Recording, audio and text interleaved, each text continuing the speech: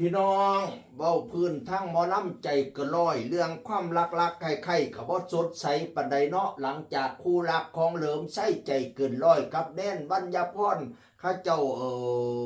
พักยกสิว่าจังใดล่ะเฮ้ต่างคนต่างไปต่างคนต่างอยู่ช่วงนี้พี่น้องแม่นว่าหัวหน้าบอยสิไปเว้าแล้วก็คือสิแม่นบ่ได้คืนกันดอกเนาะพี่น้องเขาเจ้าก็มาโพดอำลาพาจากกันแล้วพี่น้องบอยสิริไสก็มาโพดว่าขาดสิทุกบ่ฮอนมีขาดสิมีบ่ฮอนให้ขาดสิได้บ่ฮอนเสียขาดเป็นผัวเป็นเมียบ่ฮอนห่างคันข้าวขาดเฮาสิทุกข์นี่เฮ็ดจังไดก็บ่มี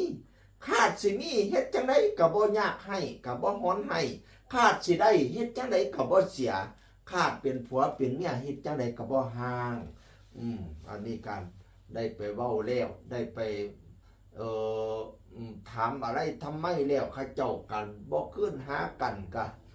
ขาดเป็นผัวเป็นเมียบ่ฮอนห่างก็ซื้อว่าขาดสิบ่ได้เป็นผัวเป็นเมียกันอีกแล้วว่าเนาะพี่น้องหรือสุมเจ้าว่าจังใดเจนบอนอันนี้นั่นแล้วก็ว่าบอดบ่อยสิได้ใส่บอกว่าอย่าฝากชีวิตไว้กับใครอ้ายเว้าถือคักรักตัวเองให้มากๆและต้องเก่งอย่าคาดหวังอะไรทำทุกวันให้ดีที่สุดก็พอ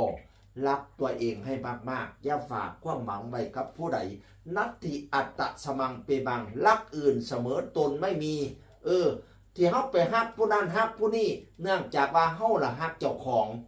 เฮาอยากให้เจ้าของมีความสุขได้ฮักเขาแล้วมีความสุขก็เลยไปฮักเขาสุดท้ายแล้วเฮาน่ะฮักเจ้าของนัตถิอัตตะสมังเปมังรักอื่นเสมอตนไม่มีเท่านั้นแล้วล่ะให้รักเจ้าของให้มากๆพี่น้องแล้วเจมส์บอนด์ก็บอกว่ารักทั้งสองเป็นห่วงทั้งสองอยู่ทั้งนี้กับซอยเบิงแง่งน้องแน่น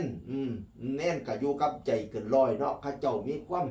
สัมพันธ์ที่ดีๆต่อกันย่ำไปแสดงเนาะน้องแน่นเหลิมไส้ยาหยีเจมส์บอนด์วีนฤบดินขึ้นรถตู้ไปน้ำกันขึ้นรถไปน้ำกันเพื่อสิได้ซอยหันคารถคาล่าเปลี่ยนกันขับรถขับล่าข้าเจ้าหักแพงคือจังครอบครัวเดียวกันแล้วก็ว่าเราเป็นห่วงทั้งสองหักทั้งสองเจมส์บอนด์อธิมันนะขอบคุณทุกคอมเมนต์ที่น่ารักที่ห่วงใยทุกคอมเมนต์ที่ห่วงใยน่ารักคือกำลังใจจริงๆนะครับวสันต์วานาคอมเมนต์ให้กำลังใจทั้งสองกำสองฝ่ายอย่าใช้ความคิดตัวเองตัดสินใครผิดใครถูกมันอยู่ที่คนสองคนขนาดตัวเราบ้านเรายังสกปรกอย่าไปตำหนิบ้านใครสะอาดหรือสกปรกนะครับบ้านเจ้าของยังสกปรกอย่าไปหาตีบ้านผู้อื่นบางเม่นกับเม่นคือเจ้าของเป็นเทวดาระวังเด้อข่อยสิหยุมระวังข่อยสิหยุมตื่นละเด็กวัสนาอย่าไปเม่นตาพื้นเม่นให้กำลังใจกันนะพี่น้องอย่าไปตีว่าบักด้านบอดีอีนี่มันชัวเรื่องผู้ใดผิดผู้ใดถูกมันอยู่ที่คนสองคนข้าเจ้าหูดีพี่น้องเน้นวัญญาพรแล้วก็มาโพดว่าแล้วก็มาทายลูกบ่อยสิริไสที่ทรงขอความมาหาเล่าบ่อยบอกว่าเครียดน้ำนองแน่นเพราะว่าน้องแน่นค่ะคือจังน้องสาวเรามาอยู่กับใจเกินร้อยตั้งแต่บุกตั้งเสาเข็มพี่น้องบ่เป็น10 ปี1 ทศวรรษน้ำกันแล้วตีอ้ายรู้ตัวน้องLNเหลิมแนนอ้ายรู้ตัวน้องLNเหลิมแนนวัชนาก็เป็นกำลังใจให้เด้อทั้งสองกำสองฝ่ายได้เรียกเราเด้เนาะเพิ่นเรียกจังสี่ถือสว่าเฮาบุญเฮ็ดบุญน้ำกันมาซ้ำนี้พี่น้องข้าแม่นบุญมีบุญอีกมันก็สิได้โง่โค้งมาหากันล่ะก็มันเบิดบุญกันต่างคนต่างไปขาดคือจังหัวหน้าบ่อยว่านี่ล่ะขาดสิทุกบ่หอนมีขาดสิมีบ่หอนให้ขาดสิได้บ่หอนเสีย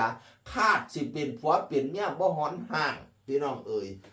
นั่นละจักสิว่าจังใดเนาะก็เป็นห่วงทั้งสองกำสองฝ่ายหักทั้งสองกำสองฝ่ายเป็นกำลังแรงใจให้เด้อเสียงคนเก่าสู่ฟังสวัสดีครับสวัสดีครับ